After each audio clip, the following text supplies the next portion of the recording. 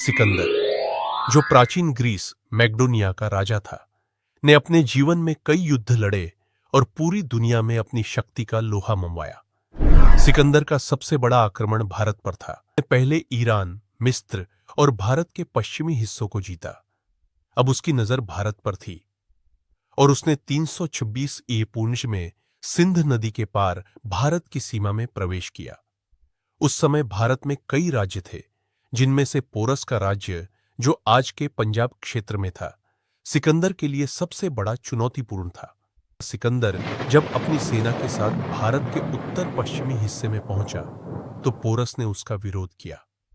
Porous, जो एक मजबूत और साहसी राजा था, ने सिकंदर की सेना से भिड़ने का फैसला किया। दोनों सेनाओं के बीच महात्मा नदी के किनारे, जिसे आज हम झेलम नदी के नाम से जानते हैं, एक भयंकर युद्ध हुआ। यह युद्ध हाइडेस्पस की लड़ाई, बैटल ऑफ द हाइडास्पिस के नाम से प्रसिद्ध है। यह युद्ध सिकंदर के लिए बहुत कठिन था, क्योंकि पोरस की सेना मजबूत थी और नदी का पानी भी बड़ी चुनौती पेश कर रहा था। हालांकि सिकंदर ने अपनी रणनीति में बदलाव किया। उसने अपनी सेना को नदी के पार भेजा और पोरस के सैनिकों को चौंका दिया। युद्ध के बाद पोरस हार गया, लेकिन सिकंदर ने उसे बुरा नहीं माना। उसने पोरस को सम्मान दिया और उसके राज्य की स्वतंत्रता बनाए रखने का वादा किया। इस तरह सिकंदर ने पोरस के साथ एक समझौता किया और उसे अपने राज्य का राजा बनाए रखा। सिकंदर की विजय और वापसी।